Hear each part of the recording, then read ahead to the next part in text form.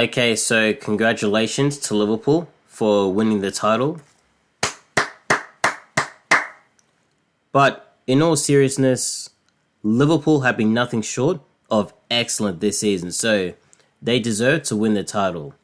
However, we do have to question it a little bit because they won the league with just 84 points, which the points tally is so low that you're wondering how they managed to do it. Hey, if I could win the league with 84 points every season, I'd take it every day of the week. So I'm not really knocking Liverpool. Rather, it's actually brilliant that they managed to win the league like this. I mean, look at their form at the end of the season. They won just one game in their last five. I mean, there was no real challenge at the end for this league. But, bravo to them. But, so, I guess the question is, right, who's going to be able to challenge this Liverpool team next season? I mean, I'd probably say, Arsenal maybe. I think they're the closest competitors.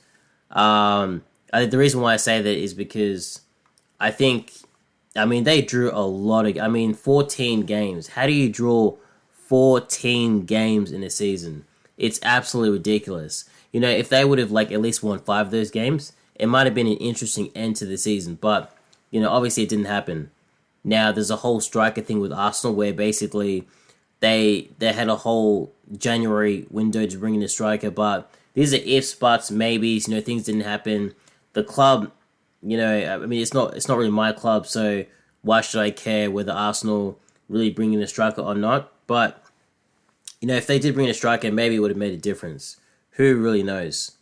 And but what I think about the other teams, Man City. I feel like apparently Rodri has come back, but he's not the same as he was before the injury. So it looks like they're going to have to spend some more money this season, as they normally do. Chelsea, no, I don't think so. Newcastle, no. Definitely not Aston Villa. So there's not really many options, is there? What do I think? Maybe Man City could come back, but I think they need a lot more. They need a lot more players, I think, to do that. And Arsenal, if they can get a few strikers, maybe they could do it. Maybe, just maybe. We'll see what happens though. Okay, so we'll look at the teams that got relegated. So if we're taking a look at it, this is some shocking stuff I'm looking at. I haven't really properly looked at it. This is probably the first time. So this really is unacceptable, to be honest. If you take the 3 bottom teams combined, Leicester, Ipswich, and Southampton, they have a combined over 200 goals conceded, which is absolutely shocking. It's actually so bad that you kind of wonder how this is actually possible. Because during the course of a season, let's say a team starts badly, let's say your attack and defense is bad, let's say overall you're bad, you kind of want to try and work on one of those things. Normally it's the defense, because if you can fix the defense, then everything else sort of sorts itself out. But they didn't even do that. None of these teams really found a way to essentially be able to defend against Premier League teams. And you have 30. It's not like you have 5 games or 10 games. That'd be fair enough. This is 38 games. This is 9 months in a season with international breaks. The amount of time you get is ridiculous. But this still gets to happen.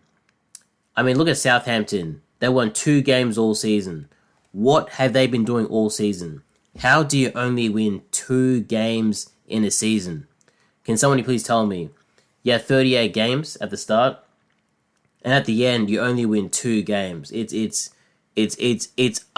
unbelievable. And it's not much better. Ipswich, 4 games. They won 4 games. 4 games. I can't even. I don't even know what to even say about that. Leicester, 6 games. A bit better, but it's not really. And then you look at the attack as well. They're not really scoring. How do you? Let's just take Ipswich. They scored the most goals. How do you plan to stay up in the Premier League with 36 goals? I mean, you have 30. You're scoring less goals than you have games. I mean, how is that even? How is that even going to work? Unless you're winning every game like 1-0, but then of course look at the defense, right? If your defense is that bad, how are you gonna, how's that gonna even happen? And then the only team that really has any credibility is probably Leicester because they're the team that actually you could say sort of tried towards the end of the season. Obviously, it was too late, but at least they managed to win some games towards the end. They went, yeah. But then you look at the other ones, Ipswich. They kind of went down without a fight.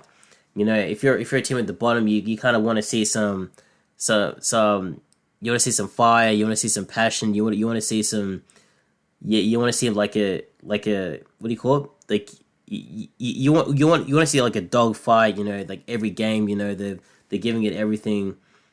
But they picked up 1 point in the last 15. Same with Southampton.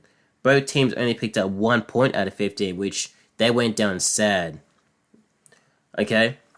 So I feel like I'm just bashing these teams, but I mean, it's actually worse than I thought it was.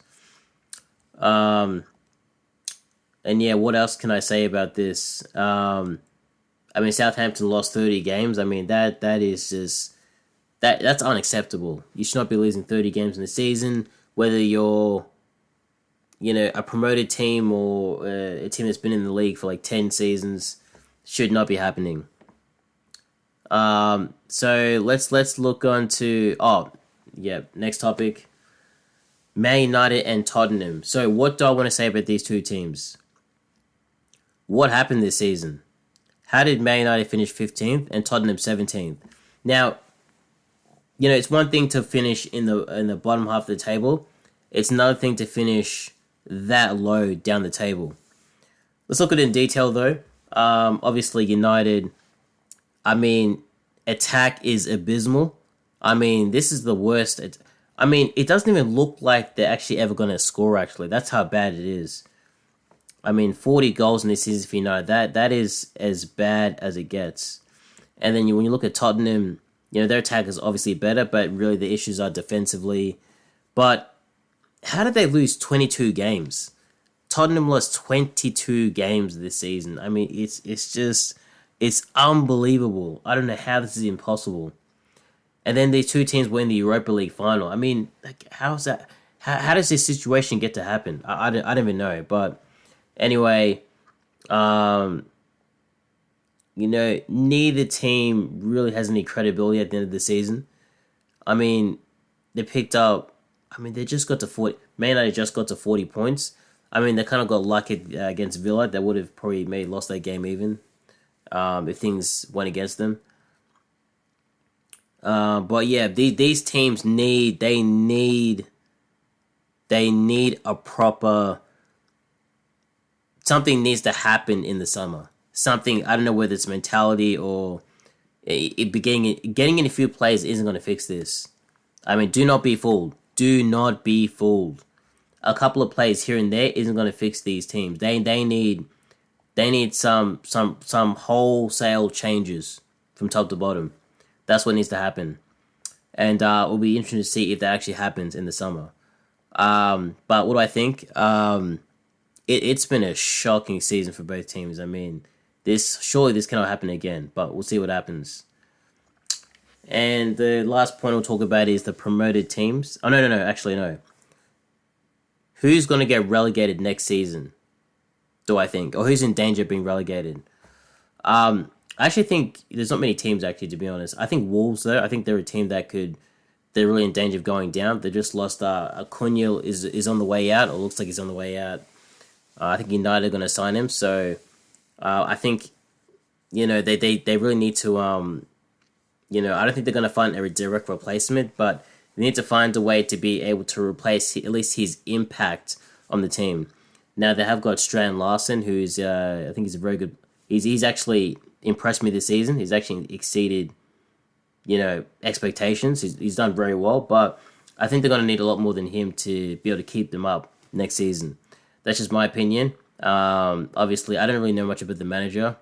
He looks. I mean, he's managed to keep them up, so I guess that's good. But I think most of it was actually Strand Larson and Cunha rather than the team as a whole. So I think they'll have to bring in some reinforcements in the summer.